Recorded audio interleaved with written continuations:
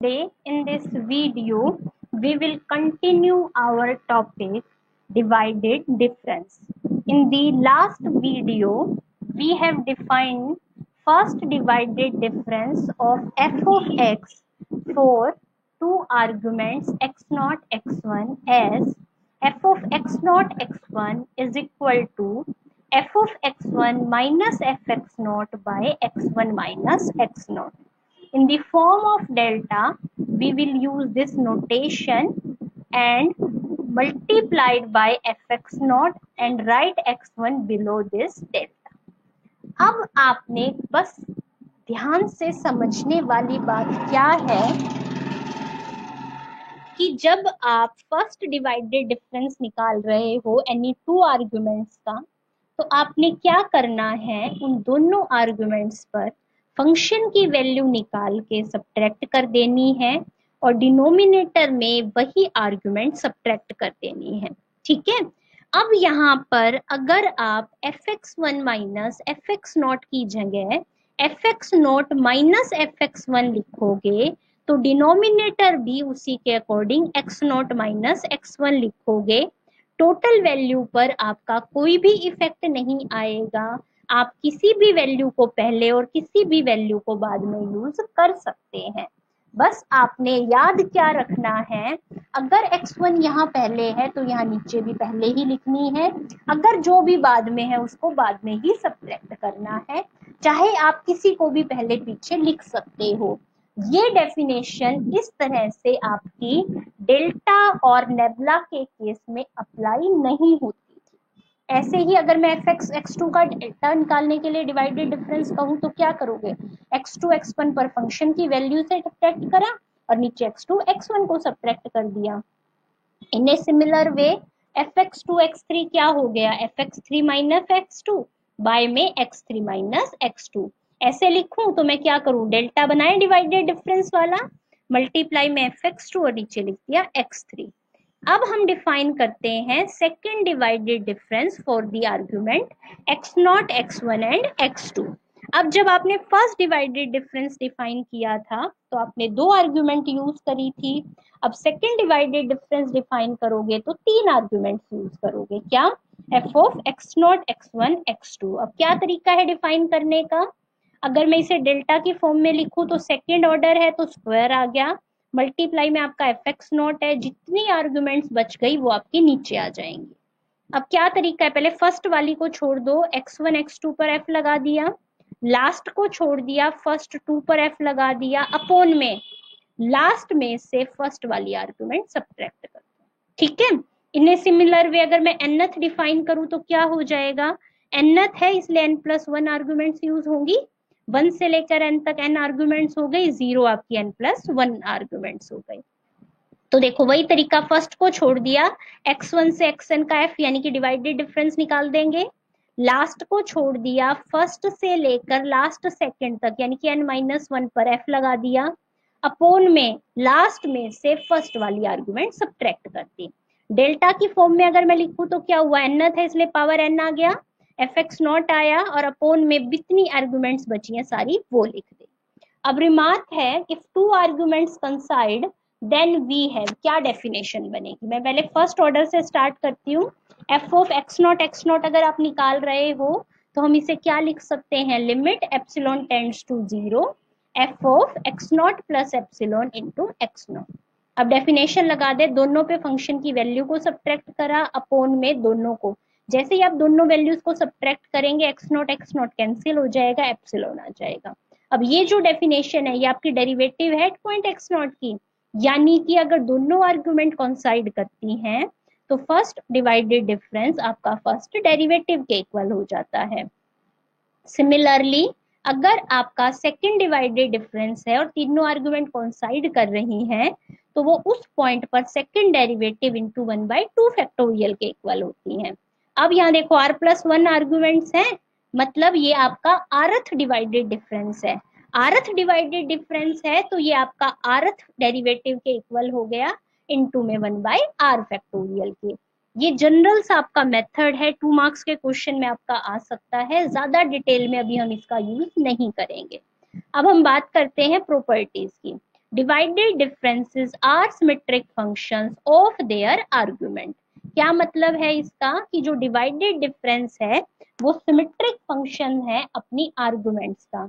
यानी कि आप F of x naught x one निकालो या F of x one x not निकालो, वैल्यू पर कोई आंसर जो आता है उस पर कोई इफेक्ट नहीं आता। ये मैंने अभी आपको ऊपर भी एक्सप्लेन करा है। और ये डेफिनेशन फर्स्ट के साथ साथ सेकेंड थर्ड nth ऑर्डर तक हर ऑर्डर पर अप्लाई होती है कि आप आर्ग्यूमेंट्स को किस ऑर्डर में यूज करते हैं उसका आंसर पर कोई इफेक्ट नहीं आता। डिवाइडेड डिफरेंस ऑपरेटर जो है वो आपका लीनियर है, यानी कि डेल्टा अगर आप A F X plus B G X पर लगाओगे तो वो A delta F X plus B delta G X के इक्वल हो गया। अब जो नेक्स्ट प्रॉपर्टी है वो आपकी सिमिलर है fundamental theorem of integral calculus से। क्या पढ़ते, sorry, fundamental theorem of difference calculus से। उसमें आपने पढ़ा था कि जो फंक्शन है अगर वो nth डिग्री की पोलिनोमियल है तो nth डिफरेंस, मतलब वहां हम कौन से डिफरेंस की बात कर रहे थे, फॉरवर्ड और बैकवर्ड डिफरेंस की।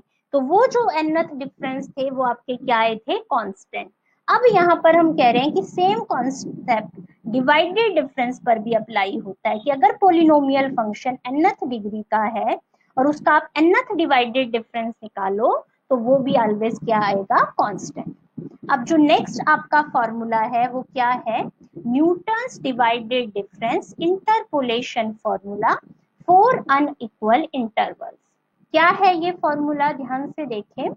जैसे आपने इक्वल इंटरवल के लिए Newton's forward interpolation formula define किया था, ऐसे ही अनइक्वल इंटरवल के लिए हम Newton's divided difference formula define कर रहे हैं। अब यहाँ पर मैंने f x naught, f x one, f x n values choose करी हैं पोलिनोमियल एफ एक्स की, जो कि nth डिग्री की पोलिनोमियल है corresponding to arguments x naught x one up to so on x n. और हम अज्यूम करके चल रहे हैं कि ये value not necessarily equally spaced है। अब क्या फॉर्मूला है, हमें इसका प्रूफ नहीं करना, सिर्फ इस फॉर्मूले को अच्छे से समझना है। अब देखो क्या करना है आपने, सबसे पहले अभी मैं तुम्हें फॉर्मूला समझाती हूँ फिर इसे याद करने का ट्रिक समझाऊंगी। अब जरा ध्यान से क्या यूज कर रहे हैं हम, ये वाली आर्गुमेंट्स, ठीक है। तो मैंने फर्स्ट वाली के साथ फंक्शन की वैल्यू लिखी delta F x not, first order difference लिखा तो एक्स नॉट के साथ मैंने एक्स वन लिख दिया। अब मैं सेकेंड ऑर्डर का डिफरेंस लिख रही हूँ तो एक्स नॉट के साथ दो और लिखनी है, एक्स वन एक्स टू लिख दिया। nth ऑर्डर का लिखूं तो एफ एक्स नॉट तो फिक्स रहा, अब बाकी की n लिखनी है तो सारे लिख दी। अब फर्स्ट में x में से सिर्फ फर्स्ट वैल्यू माइनस करी एक्स नॉट, नेक्स्ट में एक्स नॉट और सेकेंड वैल्यू जो यहाँ लिखी थी वो और माइनस कर दी। तो ऐसे जब लास्ट पर आ जाओगे, अब जरा ध्यान से देखो, डेल्टा की पावर 1 थी तो एक फैक्टर आया, डेल्टा की पावर 2 थी तो दो फैक्टर आए, डेल्टा की पावर n है तो n फैक्टर आएंगे। मैंने start x minus x naught x minus x one से करना है तो nth टर्म तो n माइनस वनथ आएगी ना। अगर आपने x माइनस एक्स एन लिख दिया तो वो आपकी n प्लस वनथ टर्म बन जाएगी, क्योंकि 0 से n माइनस वन तक ये टोटल n टर्म्स है। तो एक बार मैं दोबारा से रिपीट कर रही हूँ कि क्या करना है आपने, पहली टर्म में simple F x not, next term में x में से एक्स नॉट सब्ट्रैक्ट कर दिया और डेल्टा एफ एक्स नॉट, अगली में x में से एक्स नॉट तो था ही, एक x माइनस एक्स वन और लिखा delta square F x not, अब टू सो ऑन चलते रहे। x में से अब देखो जितनी डेल्टा की पावर है मल्टीप्लाई में उतने ही फैक्टर आ रहे हैं, वन पावर तो वन फैक्टर, टू पावर तो टू फैक्टर, तो लास्ट nth पावर है तो मैंने n फैक्टर्स लिखे एक्स नॉट एक्स वन से लेके एक्स एन माइनस वन तक। और नीचे वाली टर्म्स आपने कैसे लिखनी है, जब आपकी डेल्टा की पावर 1 है तो एक ही टर्म आनी है तो x1 लिखा, 2 है तो दो टर्म आनी है x1 x2 लिखा, n है तो n टर्म्स आनी है x1 x2 xn लिख दिया। अब जब हम क्वेश्चंस आपके सॉल्व करेंगे न्यूमेरिकल तो आप इसी फॉर्मूले को यूज करते हुए सॉल्यूशन करोगे। उससे पहले अब एक बार हम क्या समझते हैं, relation between divided difference and ordinary difference, कि ये जो आपका ऑर्डिनरी डिफरेंस डेल्टा था और ये जो आपका डिवाइडेड डिफरेंस वाला डेल्टा है, इन दोनों की डेफिनेशन के बीच में क्या रिलेशन है। अब अगर आपको इन दोनों के बीच में रिलेशन निकालना है तो आपको x की वैल्यूज के बीच का जो डिफरेंस है वो आपको क्या लेकर चलना पड़ेगा, इक्वल।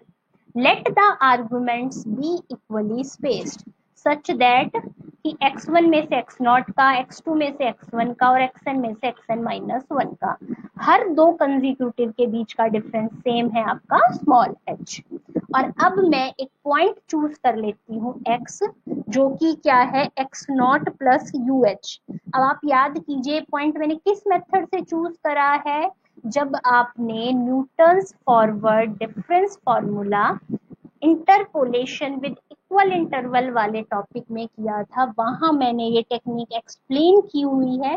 अगर किसी को डाउट है तो वो वीडियो आप दोबारा से देखें। चलो अब हम स्टार्ट करते हैं दोनों ऑपरेटर्स के बीच का रिलेशन फाइंड आउट करना।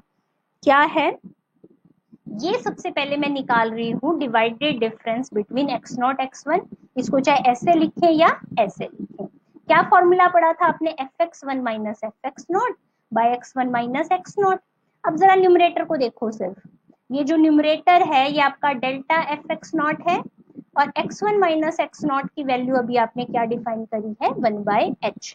यानी कि जो आपका फर्स्ट ऑर्डर डिवाइडेड डिफरेंस है वो 1 by h into first order forward difference के इक्वल आ जाता है। अब हम स्टार्ट करते हैं सेकेंड ऑर्डर से। जब मैं निकालती हूँ delta divided difference of second order for x0 x1 and x2, क्या डेफिनेशन क्या कहती है, फर्स्ट को छोड़ दो, लास्ट जितनी बची है उन पे f लगा दो, माइनस लास्ट को छोड़ दो, बाकी जितनी बची उन पर f लगा दो, अपोन में लास्ट में से फर्स्ट को सब्ट्रैक्ट कर दो। ठीक है, अब इन दोनों की डेफिनेशन इस इक्वेशन से पुट करें तो क्या पुट करेंगे, 1 बाय h तो बाहर, f delta f of x1 और डेल्टा f ऑफ x0, जो छोटी वाली वैल्यू है वो आ जाएगी। तो 1 बाय h मैंने कॉमन ले लिया, अपोन में 1 बाय h का स्क्वायर हो गया, 2 को मैंने 2 फैक्टोरियल लिख दिया।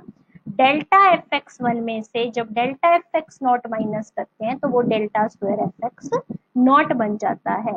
सिमिलरली यानी कि ये आपका एक जनरल फॉर्मूला आ गया है कि अगर आपको 2 मार्क्स के शॉर्ट क्वेश्चंस में प्रूफ करने के लिए बोला जाए कि evaluate the relation between divided difference and forward difference operator, तो ये आपका जनरल रिलेशन आ गया कि nth ऑर्डर का divided difference 1 by n factorial into 1 by h की power n delta n f x naught के इक्वल होता है।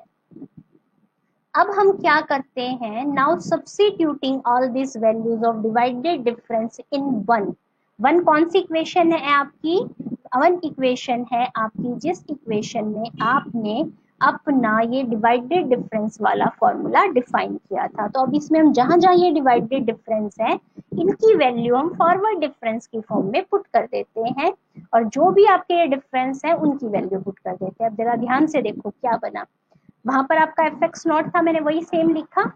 अभी इन टर्म्स को मैं बाद में एक्सप्लेन करूंगी, पहले मैं डेल्टा वाली एक्सप्लेन करूंगी। अब याद करो यहाँ पर आपका क्या था, divided difference F x not, तो ये डेल्टा एफ एक्स नॉट बन गया, डेल्टा की पावर 1 है इसलिए 1 का फैक्टोरियल h की पावर 1 आ गया। यहाँ पर आपका होता था डिवाइडेड डिफरेंस का स्क्वायर, तो वो डेल्टा का स्क्वायर बन गया, 2 का फैक्टोरियल और h स्क्वायर आ गया। यहाँ होता था डिवाइडेड डिफरेंस की पावर n, तो ये डेल्टा की पावर n आ गई, n का फैक्टोरियल और h की पावर n हो गया।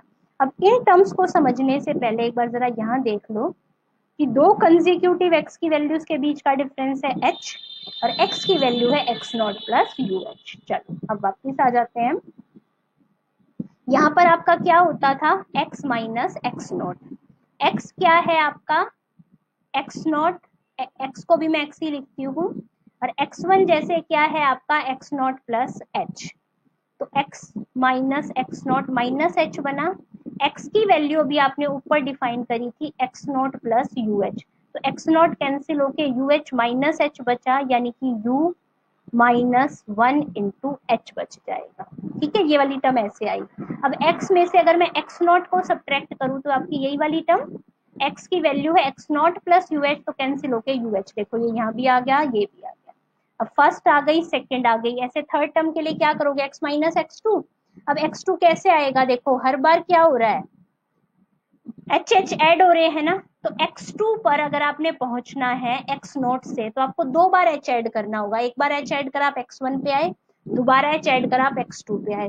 तो मैं यहाँ पे देखो x माइनस x2 निकालू तो क्या बन जाएगा, x minus x note plus 2h।